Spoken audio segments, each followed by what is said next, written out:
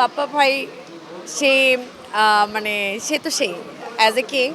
So definitely তার ব্যাপারে যদি আমরা এটা বলতেও যাই, এইটা আমাদের জন্য পুরাটাই বোকামি, কারণ সে সিনেমা ইন্ডাস্ট্রিতে রাজত্ব করে গেছেন। আর নির্বাচন কি, ওই যে আকাশে চাঁদ যখন উঠবে তখন সবাই দেখবে, তখন তোমরাই আমাকে আক্স করবে যে আপু আপনার কাজ দেখতে পাচ্ছি, কেমন লাগছে, তখন আমি বলবো। এখন আপাতত সেটা ডেফিনেটলি আমার সংসার, আমার বেবি আমি সব কিছুই যখন আমি কাজ করেছি তখন আমি ফুলফিলি পুরোটা মনোযোগী ফোকাস ছিল আমার কাজের উপরে।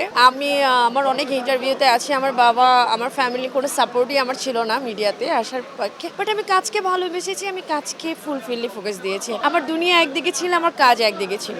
যখন আমার বেবি লাইক আমি মা হলাম, তখন আমার কাছে মনে হয়েছে এই টাইমটা আমার পুরোটাই দিতে হবে আমার বেবিকে। হ্যাঁ, কাজ আমার কাছে আসেনি তা না, অনেক কাজ আসে। আমি এফডিসিকে অনেক মিস করেছি, সবাইকে অনেক মিস করেছি, বাট আমার কাছে মনে হচ্ছে তখন আমার ফার্স্ট প্রায়োরিটি অ্যাজ এ মা হিসাবে আমার সন্তানের।